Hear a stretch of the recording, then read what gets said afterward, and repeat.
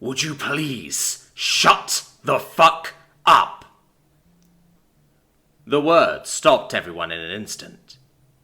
It wasn't only that they were hard, but Tom was angry.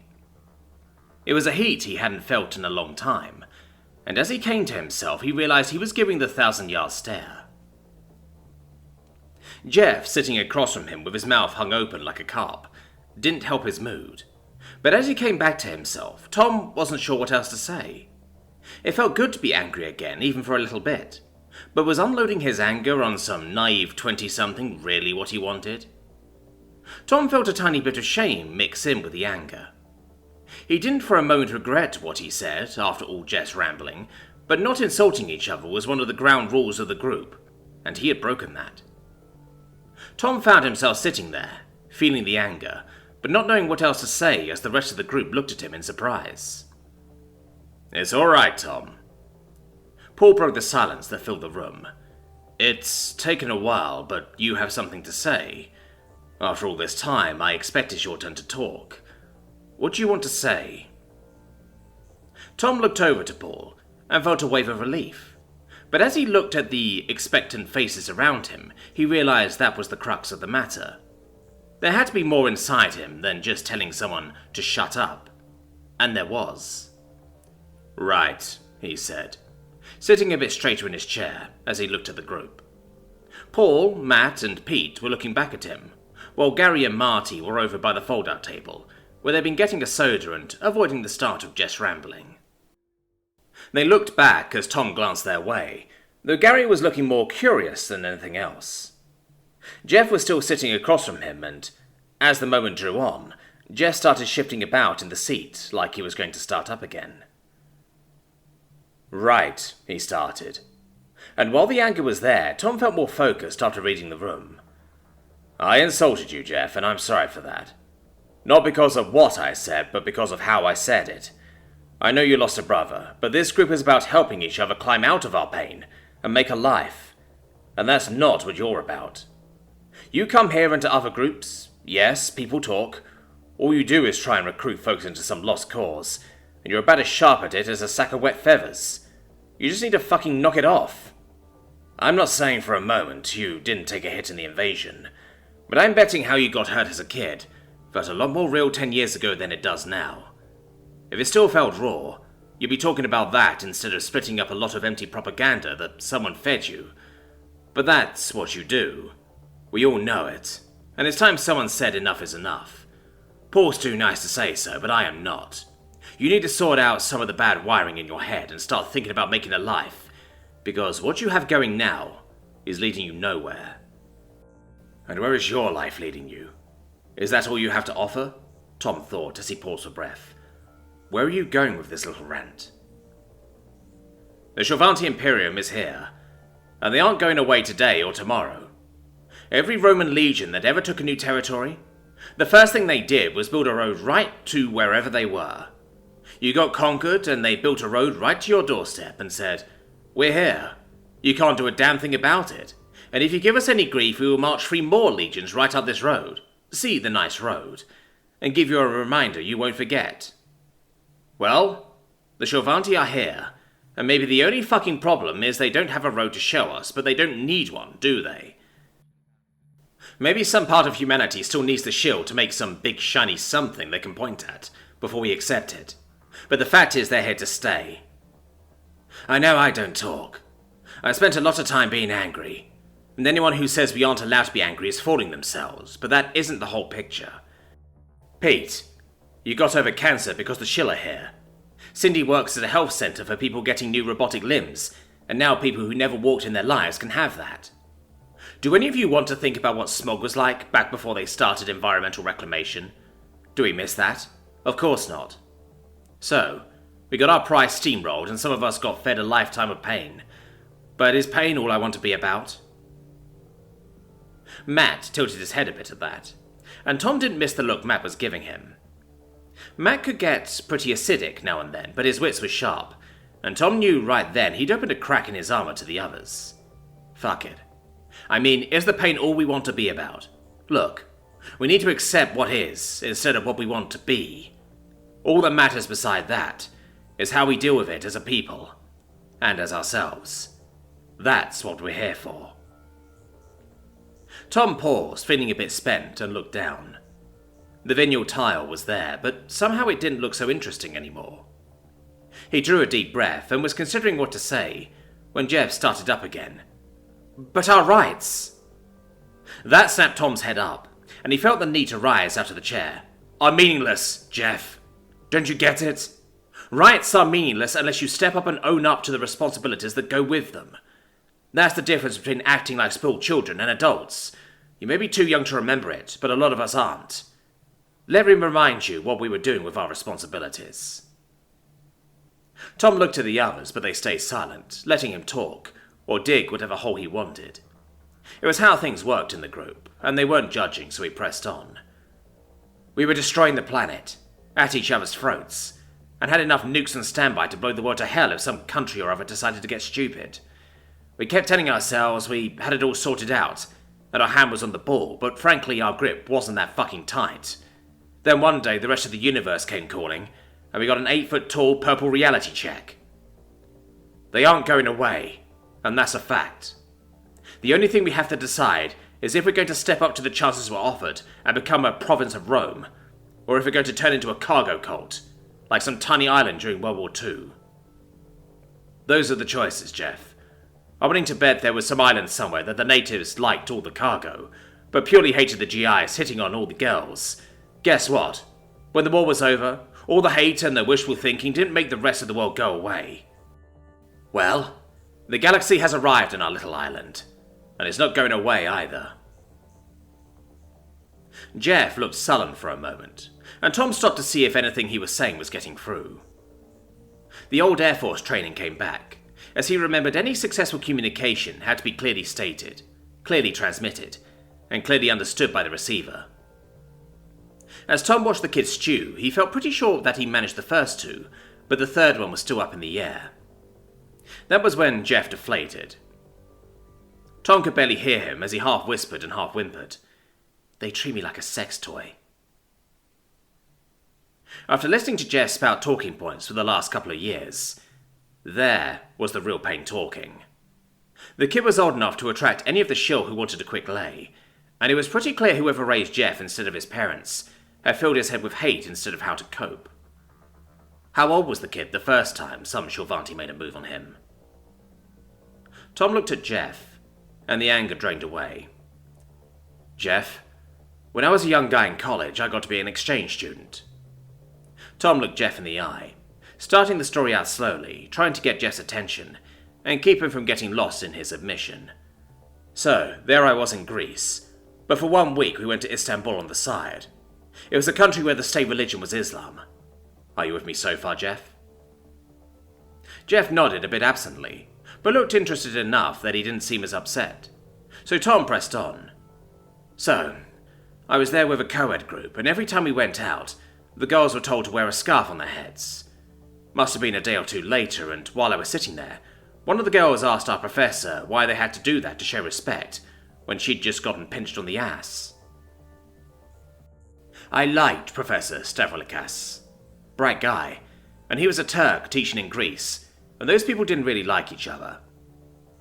Thing was, when you asked him questions about Turkey, he gave you a no-bullshit answer. So I watched as he looked straight at her, and explained that Islamic men had high expectations of their women, but they didn't see things that way at all when they saw a Western woman.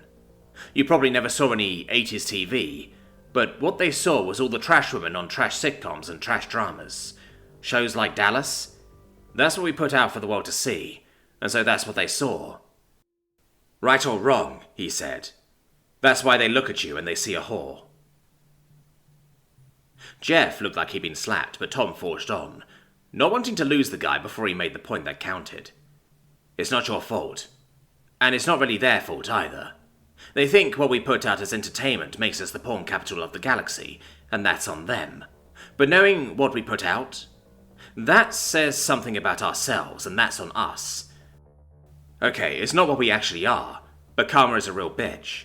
You just have to take it and prove them wrong. Act like an adult every day, and insist they start treating you like one. Tom settled back, a bit spent at that point, but he'd said his piece for the first time in years. It did feel better. The anger at Jeff was gone, and he looked at the other guys and gave Paul a bit of a smile and a shrug. Maybe even time to follow your own advice, you know, he thought. Settling back in the chair, he let it go for now and breathed. Anyway, it's not like the Shorvanti Imperium has more than 200 years of life left in it. Axia's head thudded against the desk in exasperation as she set down the Omnipad. Her aunt was arriving at the office any time now, and while she actually liked Aunt Miv'eire, this was too much at once. The report opened upon the screen facing her, and the second wasn't going away, and it was too much at once.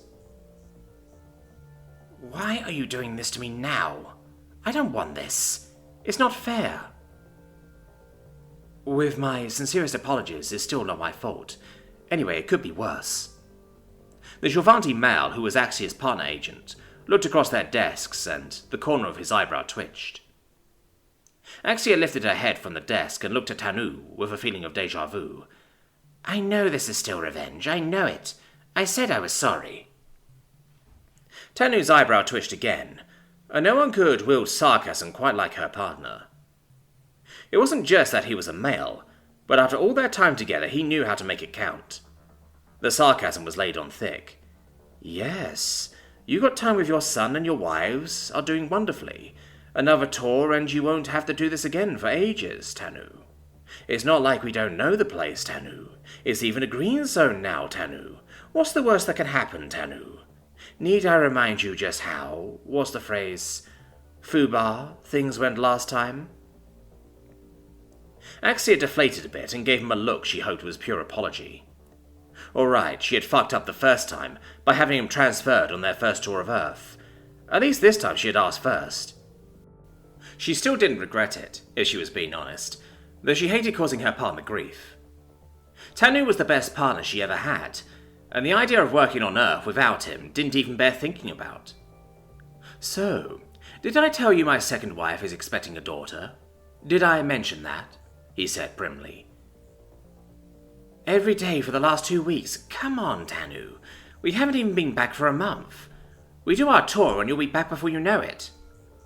So, you practically clasp me in shackles and drag me across the galaxy, again, mind you, and I get to miss the birth of another child.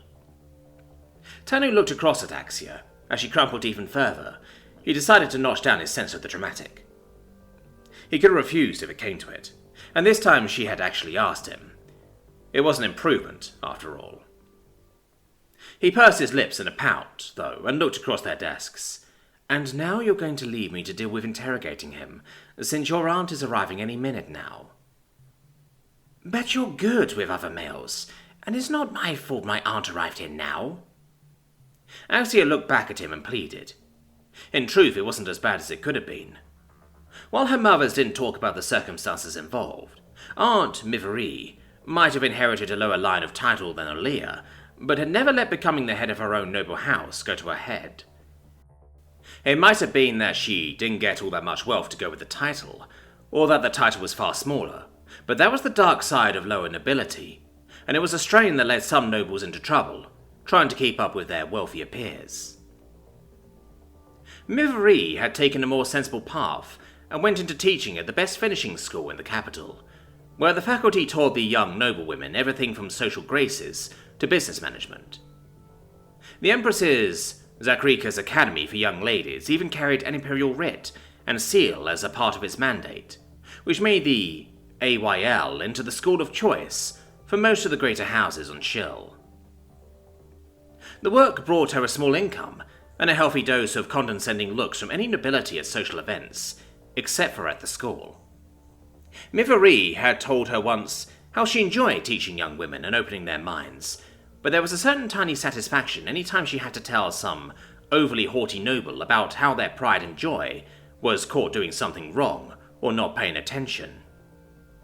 She was arriving on Earth for some reason that she hadn't fully explained in her message, but Miv'eire wasn't anything like Aaliyah, and her favourite aunt couldn't be that much of a burden. It was just bad timing. Tanu watched the expressions chase each other across Axia's face and gave in, looking back to the screen with a heavy sigh as he studied the subject. The last thing we need is this getting any sort of traction. He studied the subject's face a bit longer, and ran through ideas on how to engage with the man. The pod sent out to collect him had at least been polite, and by all accounts nothing had gone wrong, but the man was already waiting, and Tanu knew that he had to figure some way to open him up and engage him. By the Empress, how could anyone even say that? Axia felt her brows knitting together as she joined Tanu in looking at the screen. The very idea of the Imperium being gone in 200 years was unthinkable. Anathema. The Empire spanned across the galaxy and had starships beyond easy counting. It controlled the destiny of worlds and dozens of species that the Shill had helped elevate to proper civilization. The idea of it being gone was simply unimaginable, but if she had ever seen something that had to be censored, surely this fit. "So, what are you going to do?" she asked after a minute. Tanu had a ready gift for dealing with humans that had only improved with time over their first tour, and while she hadn't considered it a problem initially, over their first time she came to accept the possibility some humans might even find her intimidating. Mostly she put it down to her uniform as an agent of the interior, but still. "I don't actually know yet," Tanu said after a moment.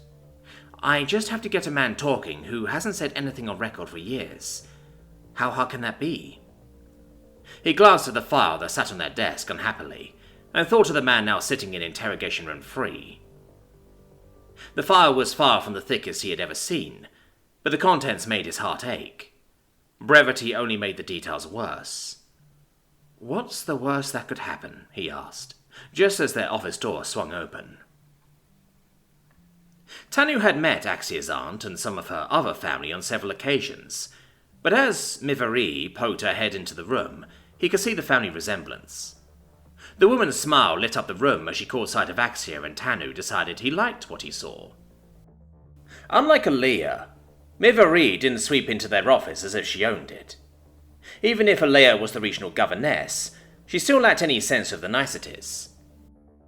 For a moment, Tanu wondered if there was some distant reason why Axia's aunt had chosen to teach at a finishing school. In the privacy of his thoughts, Alea desperately could have used some time in such a place. "And you remember my partner, Tanu?" Axia's words jolted him out of his brief reverie, and he bowed, remembering his manners. Axia had mentioned that her aunt held a title, after all. "I am so pleased your ship was able to land at our base, Lady Miv'eire. I know Axia has been looking forward to seeing you again, and this way you can catch up while your things are taken to the governess's estate." "Just call me Miv'eire, Tanu, but thank you. Oh, by the goddess, Axia, I wish I didn't have to stay there, but you know I'd never hear the end of it from your sister if I didn't," exhaled Miv'eire. Tanu liked the wiry humour he heard in her voice, but looking at the two women he could see the undercurrent of unease that passed silently between them, as only family could share. "I need to get out on the planet and get my research organised before I have to get back for the new term. There's so much to learn, and I'm hoping the grant that they gave me will be enough to let me hire a suitable human. It's amazing how much history they have, and I need to put it all into some sort of sensible context if I'm going to be able to have a new class ready for the coming term, and even publish. It's a lot to do, and as much as I need to accept Olea's hospitality, I have a lot to get done. I hope you can spare me some time to point me in the right direction." Axia broke away from Miv'eire and smiled. "Well, Tanu has offered to take over the office for the rest of the afternoon, so I can help you get settled in. And there's even a good human restaurant not far from here. We could start there, and I can tell you all about some of the best things to see in the area. You didn't tell me what sort of thing that you're here to research." Axia looked at her aunt and began to wonder if she was well. Her aunt was a picture of fitness, but perhaps the trip had been longer than she thought. As she'd been talking, her aunt had seemed to grow more unfocused by the moment, and was openly staring past her at the picture of the subject on the screen. Oh, goddess. "Axia, who is that?" The words were almost breathless, and Axia looked back at her aunt. Her mouth wasn't on the floor, and she wasn't actually drooling as such, but Empress tits, I've never seen it this bad this fast, flashed through her head. Wait, is Tanu coughing, or was that a laugh? This is a subject that I have to go speak to for a while. It will take some time, but I'm sorting it, and you can both go enjoy yourselves. Axia is right about the food here, and you'll have a lovely time." Tanu actually batted his eyes at Miv'eire, as that seldom failed to add just a bit of charm when he wanted to smooth things over. The woman looked uncannily like Axia when she first got out in town and started looking at the local men. Worse, even. "Oh, no," Miv'eire said flatly. Tanu looked almost startled at the swift transition in the woman's demeanour.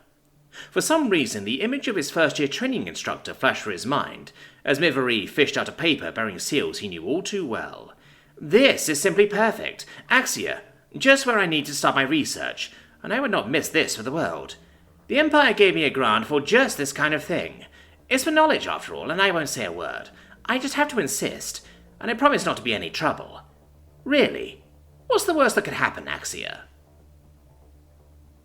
Tanu looked over at his partner, but the sigil of an Imperial writ was still plain as day on the document, as Miv'eire started tucking the writ away. "That's quite all right, Miv'eire. The gentleman I'll be talking to will be in an isolation room. You and Axia can watch and listen from next door. I'm sure it won't be anything to see, really, but we're happy to help, aren't we?" Axia opened the door for her aunt and gestured back up the hall. "It's just this way. We can go out for something to eat as soon as Tanu is done. This probably won't even be all that interesting, so we can go whenever you want." Axia moved in behind her aunt, but looked over to Tanu as he gathered up the file on the desk. She didn't have a great faculty for reading lips, but Tanu was clear as could be. "You so owe me," he mouthed.